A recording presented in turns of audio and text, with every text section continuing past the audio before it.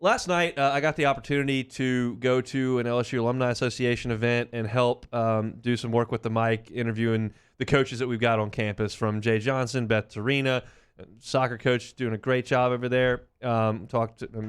Dee Bro was there.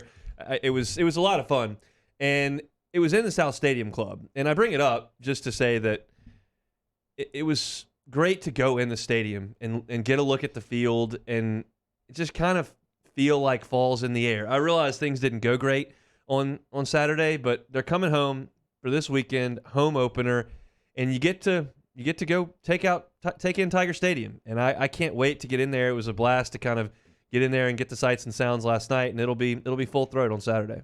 One of the best experiences in all of America. I visit a lot of games, NFL, college alike, and there's nothing like Tiger Stadium. I know you hear that time and time again, but just to hear that band or see the walk down the hill, just the energy and the passion that the fans bring to games on Tiger Stadium, there's nothing like it. And it's going to be a great opportunity for all the young guys who really didn't get a chance to play last week to just embrace it all in and get to run out that tunnel and see those fans screaming, Tigers, go Tigers.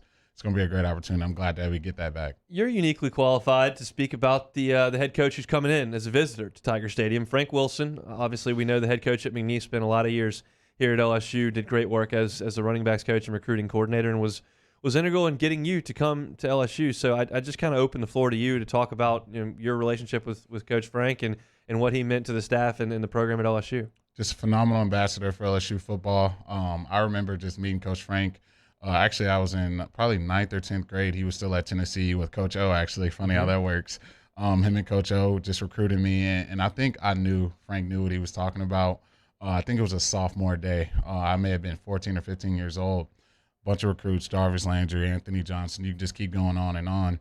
And everyone's, all around the 5-star guys and everything. And Frank's like, look, you see that little skinny, scrawny kid over there? He's about 155. He was like, he's going to be the best one out of everyone.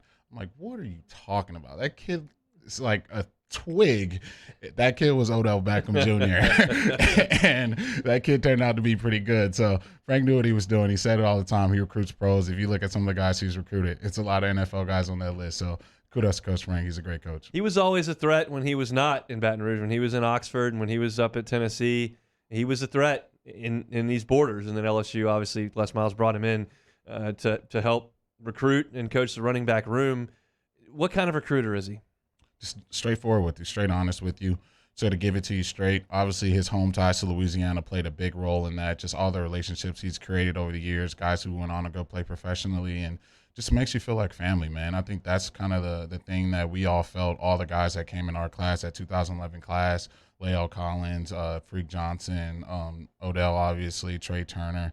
We just felt like a family. All those guys were just so close, even before we stepped foot on campus, and that's just the environment he created before we even became teammates. So that carried on throughout the year. Still close, so close with all those guys, and Frank Wilson was a big part of that. I was covering recruiting kind of off to the side. I was really covering the LSU team, but recruiting was part of the things that we kept up with for that 2011 class, and it was so evident early on how deep the state was with star players. I mean, not like some classes are really deep. There's just a ton of really solid players.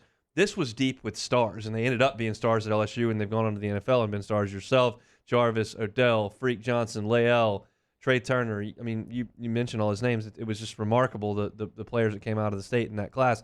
It was obvious early on that Frank wanted to lock a couple down and then turn them into recruiters. How did that process kind of work? Yeah, he started with me and Lael. I think actually Freak Johnson was the first one. He had a great relationship with Coach Frank. He committed to he was at Tennessee. Yeah, Frank had him all the way. The second Coach Frank got down to LSU, Frank changed his offer. And then me and Lael committed the same day. And then kind of when we got that, we called Jarvis, like, Jarvis, let's do this thing. Jarvis committed like 2 weeks later. Then everyone in the class just started coming together so beautifully. And it was just so cool to see that they kept us so close, just junior days, just going to games, visiting games. And like I said, he created that family environment. We all felt like family before we became teammates, and that was due to Coach Frank Wilson. I'm going to get back to Frank, but that jogged my memory of you watch highlights of the high school players so you can talk about them, write about them, all that kind of stuff. So I'm watching highlights of Trey Turner and Jonah Austin, who were in that class, and their offensive line for St. Aug. And I'm watching them, and obviously they're mauling people, but this kid behind them is just unbelievable. Like, who is this running back, and why have Oh, that's freshman Leonard Fournette. Oh, okay. That makes sense now. How's anybody supposed to deal with that? You got Trey Turner and Jonah Austin, who's like 6'7", 320 on an offensive front, and then Leonard Fournette's running behind him. That's a problem if you're playing St. Aug. Oh yeah. Frank probably didn't have a hard job recruiting Louisiana. He probably had a couple easy years just back to back with all the talent we had down here, and obviously they went to the same high school, so that recruiting pitch wasn't too hard to recruit those guys over to LSU, and just so much talent, man. It's been a pleasure to play with some of these guys and have them as teammates. How did Frank handle the running back room? Because that's a tough one. It's it's kind of like the DB room, where there's a lot of personality and there's one football. Your leash is about this long if you're watching in the YouTube chat. You fumble, you miss a pass protection, your leash is about that short because you probably got 3 or 4 other NFL backs in the room that can do the same thing, if not better. But that's just the environment he created. Such a competitive environment. Obviously, so much talent in those rooms. He kept us on a short leash, man. You knew you had to go out there and execute and play at a high level. Fumbling was just out of the question. You'd rather die with the football than – I forgot the quote from Billy Cannon, but that quote was like he had it posted right in front of the running back room. Oh, I know what it is. It's better to die a young boy than to fumble the ball. That was the Billy Cannon quote. Yeah, so that's the mantra we live by in that room, and that's what Frank brought. It was a great intensity, but he kept us focused. He kept us locked in. We always knew what to expect out there, and he was a great coach. How does that work in the game with who's going in?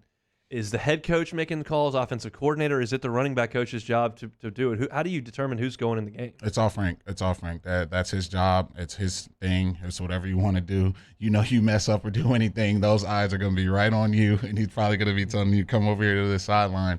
It was all Frank, and I respected the way he did it. If you were rolling hot and you were popping some, you're going to get the ball more. You go out there, you not kind of look lost and not look into it, probably not going to play for the rest of the game. And I remember my last year at Texas A&M, I was on the verge of getting 1,000, and we're playing A&M at home. The band was playing Neck, and I was like going over to the band and like going all along with it. Frank yelled, "Jeremy, get over here." Didn't play a lick in the fourth quarter, so he wasn't joking around with that stuff. That rain game with Manzo, yep, that was so. Was it evident to you when you were playing for him that he would be a head coach? Yeah. Just his knowledge of the football game. I learned so much. I already had a good football IQ going in LSU, but just Frank took it to a new level. Just understanding protections, understanding blocking in the running game, knowing what every single person's job on the field is. That would took my game to a new level, and that's all from Coach Frank Wilson. And I knew when you know football like that, and he obviously coached multiple positions at the college level, I knew head coach would definitely be in his future. I knew when he went to Texas San Antonio that was going to be a tough job. There's no football history there. There's not a ton of fan interest there. It's not – I mean, Texas is a hotbed, but San Antonio is not necessarily – West Texas is not necessarily a hotbed for recruiting. It was going to be tough for him to win, and obviously it didn't work out there. He was let go after 4 years. I do think the fit at McNeese is really good. Now, obviously, the first game – did not go well. He played West Florida. Now, that's a team that's ranked number 1 in its division, but it's a division below McNeese.